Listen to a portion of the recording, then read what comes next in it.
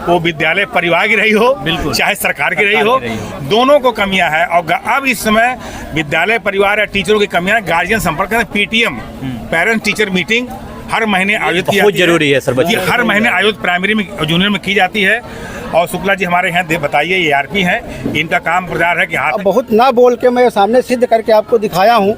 इससे पहले भी मेरे 5 बच्चे थे और इस वर्ष भी 5 बच्चे हैं। और हमारा स्टाफ पूरी मेहनत करता है, पूरी तैयारी करवाता है।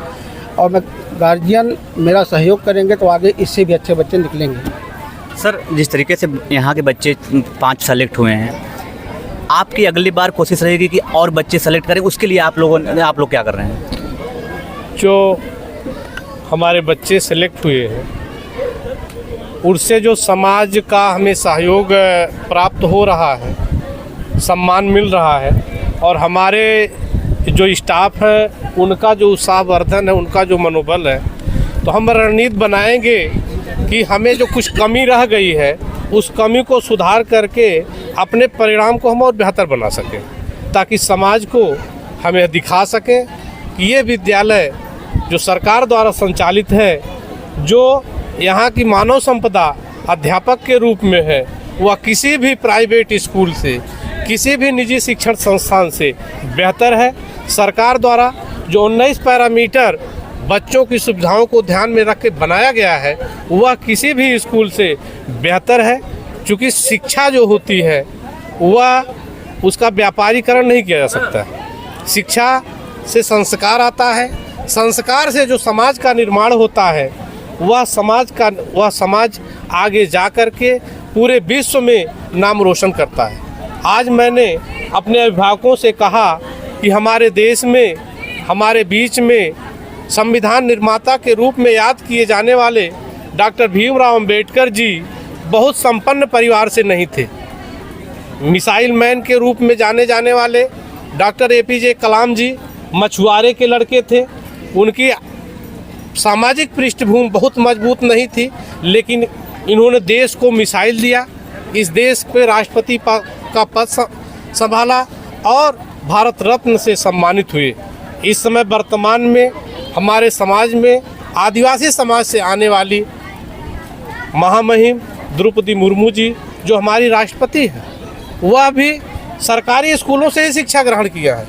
और निश्चित रूप से आज अभी आप उठा के देख लीजिए, जितने भी IAS PCS के रिजल्ट आ रहे हैं, जितने भी प्रतियोगी परीक्षाओं के परिणाम आ रहे हैं, सरकारी संस्थाओं के बच्चे कहीं से कम नहीं हैं।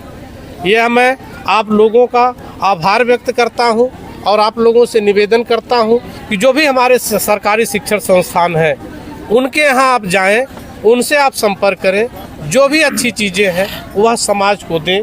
क्योंकि समाज यह निःशुल्क शिक्षा के लिए हमारे देश के बहुत सारे लोगों ने बहुत बड़ी कुर्बानियाँ दी हैं, तब जा कर के आज हिंदुस्तान के लिए एक ऐसी शिक्षा व्यवस्था बनी है कि हर घर तक शिक्षा कैसे पहुँचे, वह निःशुल्क है।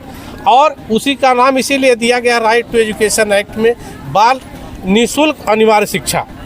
तो ये हमारी सरकार का उद्देश्य है और हमारी सरकार इसके प्रति कृत संकल्पित है।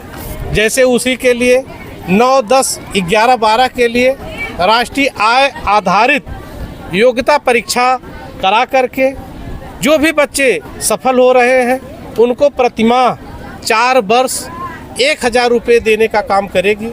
इससे वो बच्चा 4 वर्ष सर 1,000 रुपये मतलब हर महीने 1,000? हर महीने 1,000 रुपये। तो 4 वर्ष में 48 महीने होता है, तो उसको 48,000 रुपये छात्रवृत्ति के रूप में सरकार देगी।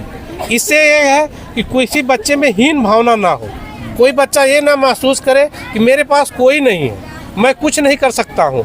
मेरी सरकार खड़ी है, हमारा शिक्षण संस्थान खड़ा है।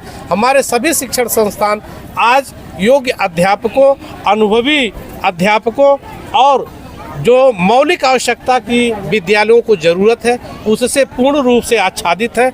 और हम लोग यह प्रयास कर रहे हैं, चूँकि कहा जाता है शिक्षक समाज का निर्माता होता है, तो मेरा शिक्षक समाज आज कृत संकल्पित है कि मैं जो मेरी पहचान थी, जिस पहचान के लिए मैं जाना जाता था, वह पहचान मेरी बरकरार रहे। और हमारे बच्चे इस देश के होनहार नागरिक बन करके विविध रूपों में विविध क्षेत्रों में सेवा दे करके देश का मान सम्मान, अपने घर परिवार और समाज का मान सम्मान बढ़ाएं। सर एक सवाल मेरा लास्ट है। जिस तरीके से एक आम धारणा बनी हुई है प्राइमरी स्कूलों को लेकर, वो ये आप लोगों के सामने एक रहता ना कि बड़ा प्रश्न चिन्ह रहता है कि बच्चों को कैसे लाएं यहाँ प्राइमरी स्कूलों में, उसके लिए आप लोग क्या कर रहे हैं? उसके लिए हम लगातार अभिभावकों से संपर्क स्थापित कर रहे हैं और उनको ये भी हमने बताया है